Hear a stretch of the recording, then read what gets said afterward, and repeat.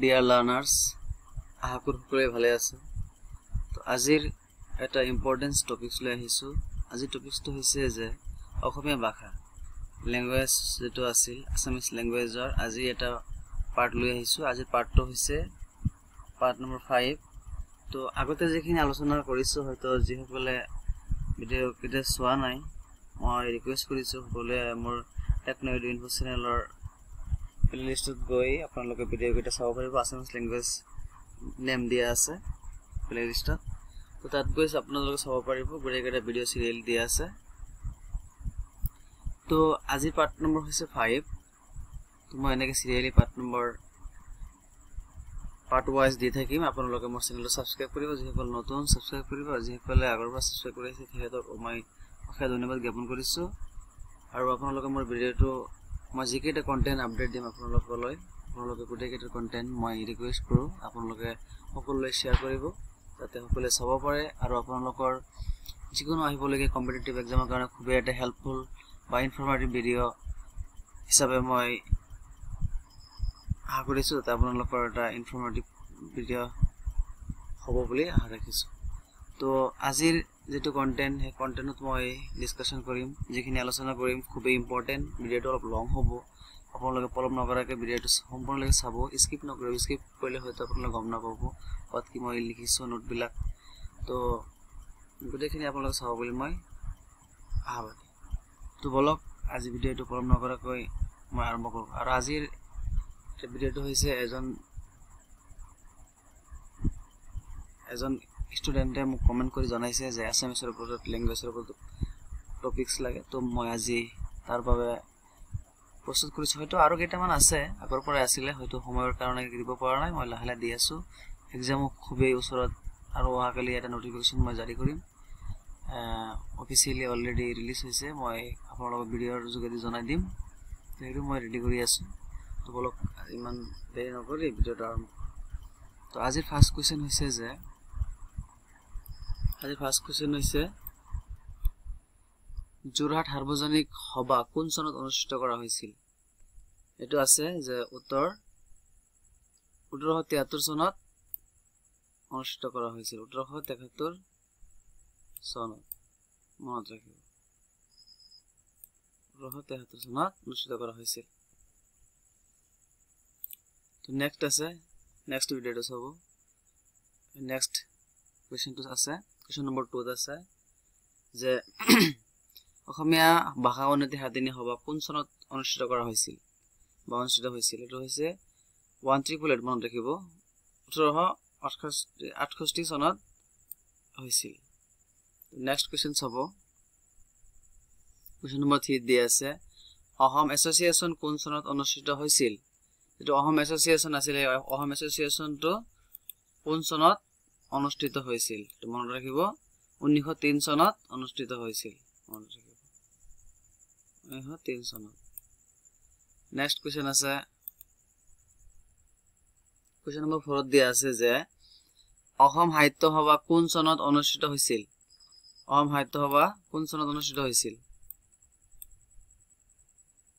অসম সাহিত্য সভা 1917 চনত অনুষ্ঠিত হৈছিল। মনত ৰাখিব। নেক্সট কোৱেশ্চন চাব। কোৱেশ্চন নম্বৰ 5 আছে প্ৰশ্ন নম্বৰ 5 অসম সাহিত্য সভা শিৱসাগৰ জিলাৰ কোনখন পথাৰত অনুষ্ঠিত কৰা হৈছিল? যেটো অসম সাহিত্য সভা হৈছিল 1917 চনত, সেই অসম সাহিত্য সভাখন শিৱসাগৰ জিলাৰ কোনখন পথাৰত হৈছিল? এটো মনত ৰাখিব যে জেৰেঙা পথাৰ, শিৱসাগৰ জিলাৰ জেৰেঙা পথাৰত কি কৰিছিল? অনুষ্ঠিত হৈছিল। মনত ৰাখিব জেৰেঙা পথাৰ। নেক্সট কোৱেশ্চন চাব। কোৱেশ্চন নম্বৰ 6 দিয়া আছে যে অসম সাহিত্য সভাৰ প্ৰথম সভাপতি কোন আছিল? অসম সাহিত্য সভাৰ প্ৰথম সভাপতি আছিল পদ্মনাথ গোহাঁই বৰুৱা। মনত ৰাখিব পদ্মনাথ গোহাঁই বৰুৱা আছিল। পদ্মনাথ গোহাঁই বৰুৱা। নেক্সট কোৱেশ্চন আছে চাব। কোৱেশ্চন নম্বৰ 7 প্ৰশ্ন নম্বৰ 7 অসম সাহিত্য সভাৰ প্ৰথম সম্পাদক কোন আছিল? অসম সাহিত্য সভাৰ সম্পাদক কোন আছিল? মনত ৰাখিব সম্পাদক সম্পাদক আছিল শৰৎচন্দ্ৰ গোস্বামী কোন আছিল শৰৎচন্দ্ৰ গোস্বামী আছিল সম্পাদক প্ৰথম সম্পাদক মনত ৰাখিব শৰৎচন্দ্ৰ গোস্বামী নেক্সট কোৱেশ্চন আছে কোৱেশ্চন নম্বৰ 8 প্ৰশ্ন নম্বৰ 8 অসম সাহিত্য সভাৰ আদৰণি গীতটো কি আছিল অসম সাহিত্য সভা যেতিয়া আৰম্ভণি হয় বা যেতিয়া নেকি ষ্টাৰ্টিং কৰে তেতিয়া এটা হয় আদৰণি এটা হয় গীত হয় বা কিবা এটা আদৰণিৰ কাৰণে সম্বোধন জনোৱা হয় তো সেই গীতটি কিহেৰে সম্বোধন কৰিছিল হেতে তেখেতসকলে চিৰচেনেহী মোৰ ভাষা জননী এটা গীত আছিল সেই গীতেৰে কি কৰিছিল ষ্টাৰ্টিং কৰিছিল আৰম্ভণি কৰিছিল এই গীতটো হৈছে চিৰচেনেহী মোৰ ভাষা জননী তো নেক্সট চাব নেক্সট কোৱেশ্চন আছে কোৱেশ্চন নম্বৰ 9 ত আছে চিৰচেনেহী মোৰ ভাষা জননী গীতটো কোনে ৰচনা কৰিছিল ৰচনা কৰিছিল মিত্ৰদেৱ মহন্তয়ে এই গীতটি ৰচনা কৰিছিল মনত ৰাখিব নেক্সট কোৱেশ্চন আছে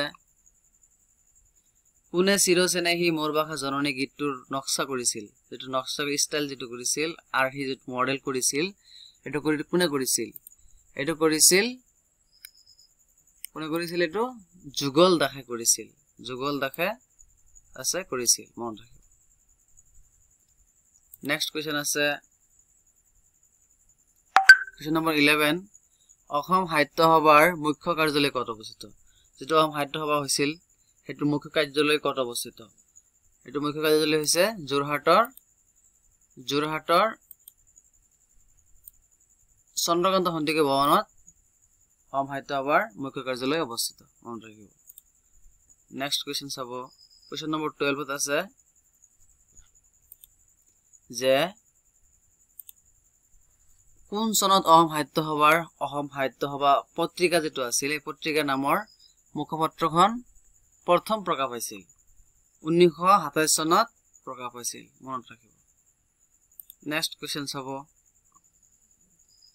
অসম সাহিত্য সভাৰ প্ৰথম উপসভাপতি কোন আছিল যেটো অসম সাহিত্য সভা আছিল তাৰ উপসভাপতি কোন আছিল এখেত আছিল ভাইস প্ৰেসিডেন্ট বুলি জনা যায় এখেত কোন আছিল মৃণালিনী দেৱী কি আছে ভাইস প্ৰেসিডেন্ট আছিল মনত ৰাখিব নেক্সট কোৱেশ্চন টু চাব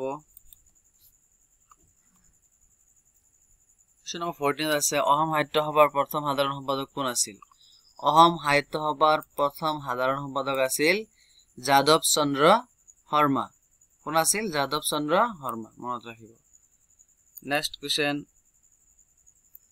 নম্বৰ 15 দিয়া আছে যে বৰ্তমান অসম সাহিত্য সভাৰ সভাপতি কোন বৰ্তমান যেটো অসম সাহিত্য সভা চলি আছে 2022 চনত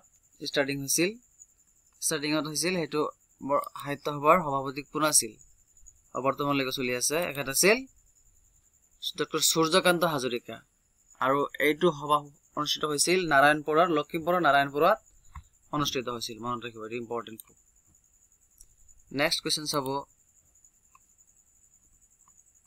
কোৱেশ্চন নম্বৰ 16 দিয়া আছে যে অসম সাহিত্য সভাৰ শতবাৰ্ষিকী উদযাপন ক'ত অনুষ্ঠিত হৈছিল অসম সাহিত্য সভাৰ যেটো শতবাৰ্ষিকী হৈছিল এটো ক'ত অনুষ্ঠিত কৰা হৈছিল এটো কৰা হৈছিল যেটো শিৱসাগৰতে ফাৰ্স্ট হৈছিল ষ্টাৰ্টিং হৈছিল অসম সাহিত্য সভা হেতাতেই কৰা হৈছিল শিৱসাগৰত কৰা হৈছিল নেক্সট কোৱেশ্চন চাব কোৱেশ্চন নম্বৰ 7 দিয়া আছে যে অসম সাহিত্য সভাৰ শতবাৰ্ষিকী বঁটা কাক দিয়া হৈছিল যেটো অসম সাহিত্য সভাৰ শতবাৰ্ষিকী বঁটা আছিল এটো কাক দিয়া হৈছিল এটো দিয়া হৈছিল যে নমিতা খুগলেক দিয়া হৈছিল মনত ৰাখিব নমিতা খুগলে নেক্সট কোৱেশ্চন আছে নেক্সট কোৱেশ্চন চাব অসম সাহিত্য সভাৰ পূৰ্বহৰি অনুষ্ঠানটোৰ নাম কি যেটো অসম সাহিত্য সভা হৈছিল তাৰ পূৰ্বহৰি অনুষ্ঠান যেটো হৈছিল তাৰ নাম কি আছিল এটো নাম আছিল যে অসমীয়া ভাষা উন্নতি সাধিনী কি আছিল অসমীয়া ভাষা উন্নতি সাধিনী সভা আছিল মনত ৰাখিব নেক্সট কোৱেশ্চন টু চাব কোৱেশ্চন নম্বৰ 19 দিয়া আছে যে অসম সাহিত্য সভা একাডেমি বঁটা লাভ কৰা প্ৰথম গৰাকী অসমীয়া সাহিত্যিক কোন আছিল যেটো অসমীয়া সাহিত্যৰ একাডেমি বঁটা যেটো আছিল সেই বঁটা লাভ কৰা প্ৰথম সাহিত্যিকজন কোন আছিল এখেত আছিল যতীন্দ্ৰনাথ দুৱাৰা কোন আছিল যতীন্দ্ৰনাথ দুৱাৰা মনত ৰাখিব যতীন্দ্ৰনাথ দুৱাৰা question নম্বৰ 20 দিয়া আছে যে ইয়াত এখন অৰণ্য আছিল এই ইয়াত এখন অৰণ্য যেটো আছিল বুলি কৈছে এটো এটা গ্ৰন্থ এই গ্ৰন্থখন কোনে লিখিছিল এই গ্ৰন্থখন ইয়াত অৰণ্য আছিল ইয়াত এখন অৰণ্য আছিল এই গ্ৰন্থখন কোনে লিখিছিল এটো লিখিছিলে অনুৰাধা শৰ্মা পূজাৰীয়ে লিখিছিল মনত ৰাখিব next question নম্বৰ 21 বেংছতা উপন্যাসখন কোনে ৰচনা কৰিছিল বেংছতা যেটো আছে এই বেংছতা উপন্যাসখন কোনে ৰচনা কৰিছিল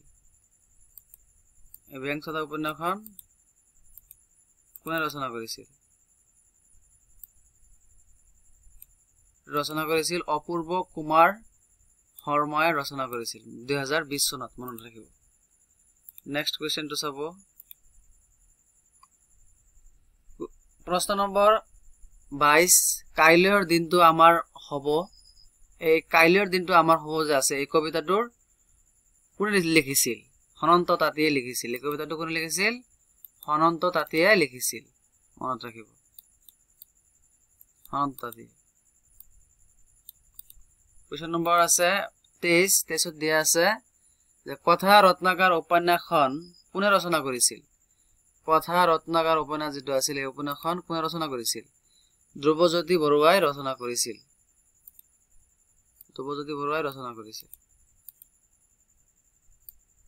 মনত ৰাখিব ধ্ৰুৱজ্যোতি বৰুৱাই ৰচনা কৰিছিল next question নম্বৰ 24 বাগে টাপৰা ৰাতি এই বাগে টাপৰা যেটো ৰাতি আছে এই উপন্যাসখন কোনে ৰচনা কৰিছিল এটো ৰচনা কৰিছিল অপূৰ্ব শৰ্মাই ৰচনা কৰিছিল মনত ৰাখিব question নম্বৰ 25 ত আছে যে মহাৰতী উপন্যাসখন কোনে ৰচনা কৰিছিল এই মহাৰতী যেটো উপন্যাস আছিল এটো কোনে ৰচনা কৰিছিল এটো ৰচনা কৰিছিল চন্দ্ৰপ্ৰসাদ শইকীয়া কোনে ৰচনা কৰিছিল চন্দ্ৰপ্ৰসাদ শইকীয়া ৰচনা কৰিছিল question নম্বৰ 26 to চাব next question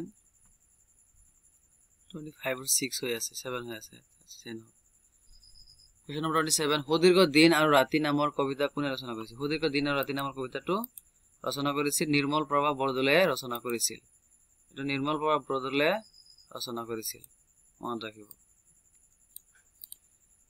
question নম্বৰ 28 ত দিয়া আছে যে মামৰে দৰা তৰুৱাল আৰু দুখন উপন্যাস নামৰ উপন্যাসখন কোনে ৰচনা কৰিছিল এটো সাৰনামো দিয়া আছে মই সাৰনামটো উল্লেখ কৰি দিছো ইয়াত মামনি ৰয়ছম গোস্বামী বা মামনি ৰয়ছমৰ আৰু এটা নাম কি আছে ইন্দিৰা গোস্বামী মনত ৰাখিব next question 29 নম্বৰ question নম্বৰত আছে পৃথিৱীৰ অশোক নামৰ চুটি গল্পখনৰ লেখক কোন পৃথিৱীৰ অশোক এটো সচৰাচৰ আহি থাকে এটো এটা ইম্পৰ্টেন্ট আপোনালোকে অলপ মনত ৰাখিব যে পৃথিৱীৰ অশোক নামৰ কবিতাটো যে আছে চুটি গল্প যেটো আছে চুটি গল্প সংকলনখন লিখিছিল যোগেশ দাসে এটো মনত ৰাখিব যোগেশ দাসে পৃথিৱীৰ অশোক নামৰ চুটি গল্পখন লিখিছিল যোগেশ দাসে লিখিছিল মনত ৰাখিব next question নম্বৰ 30 ত আছে যে পিতা পুত্ৰ এটো সচৰাচৰ আহি থাকে এই পিতা পুত্ৰ নামৰ যেটো উপন্যাস আছে এই উপন্যাসখন লিখিছে হোমেন বৰগোহাঁই লিখিছে এই পিতা পুত্ৰ নামৰ যেটো উপন্যাস আছে এই উপন্যাসখন কোনে লিখিছে হোমেন বৰগোহাঁই লিখিছে